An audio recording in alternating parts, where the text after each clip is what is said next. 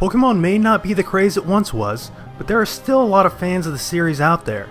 Pokemon Black and Pokemon White were big hits on the Nintendo DS upon release last year, and Nintendo is doing something they rarely do in the RPG franchise, a direct sequel.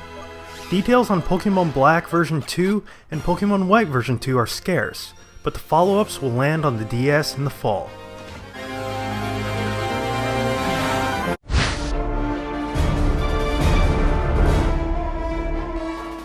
Killzone was set up to be a staple PlayStation 3 franchise after wowing with a now known to be pre-rendered video at the announcement of the system. Things haven't exactly panned out that way, but the series still has its fans. To bring people back into the fold, Sony has launched the multiplayer portion of Killzone 3 as a free-to-play title on PlayStation Network. This is an interesting way to bring back older releases, and something we will likely see more of as console makers move towards supporting the growing free-to-play market.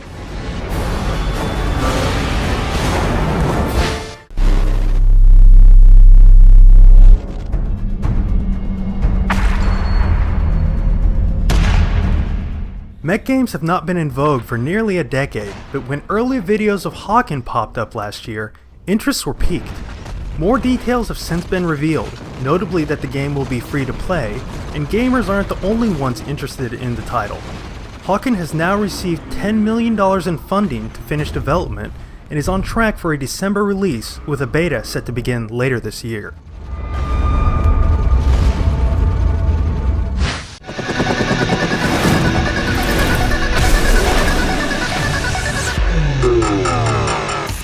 Much like the mech genre, extreme sports have not been big in recent years, but you wouldn't know it by the reception garnered by SSX. The over-the-top snowboarding series is back, and the critical reception has been mostly positive. The gameplay has been brought into the modern era, and in the vein of Need for Speed's Autolog, SSX's RiderNet delivers large-scale leaderboard-based competition and challenges in a way that hasn't really been seen before. Don't be surprised to see more of this kind of overarching social structure in games going forward.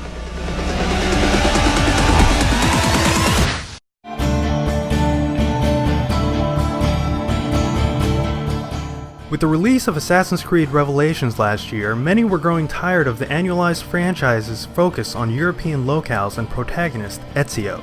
It looks like Ubisoft got the message as Assassin's Creed 3 details and images leaked and were then confirmed by the publisher. Assassin's Creed 3 will take place during the American Revolution, featuring a brand new protagonist, rumored to be half Native American and half English, on a quest for vengeance. Other rumors point towards a map 1.5 times the size that in Assassin's Creed Brotherhood, a setting of New York and Boston, and a revamped engine allowing for a couple thousand concurrent on-screen characters. Official details are set to hit on Monday, March 5th.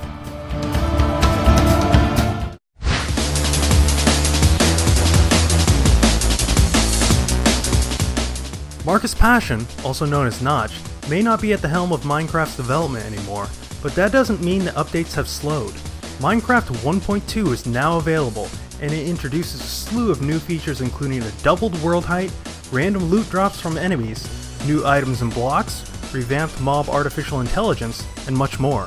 The game may have started out pretty bare bones, but it has become a very robust experience since its inception. The Let's Play community is excited about this release, and that's a good place to go if you're still wondering what Minecraft is all about.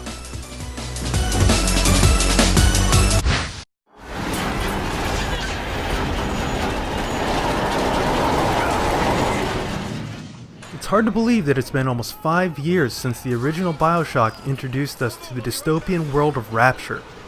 The spiritual successor, BioShock Infinite, has had gamers anxiously awaiting its release since being revealed in 2010.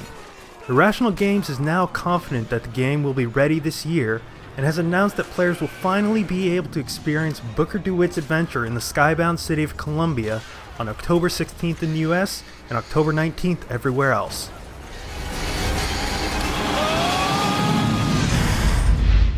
And that's the news for the week. See the description area for links to the week's full stories and our partners. If you like the show, please subscribe, like the episode, and spread the word. Thanks for watching, and we'll be back again next Saturday.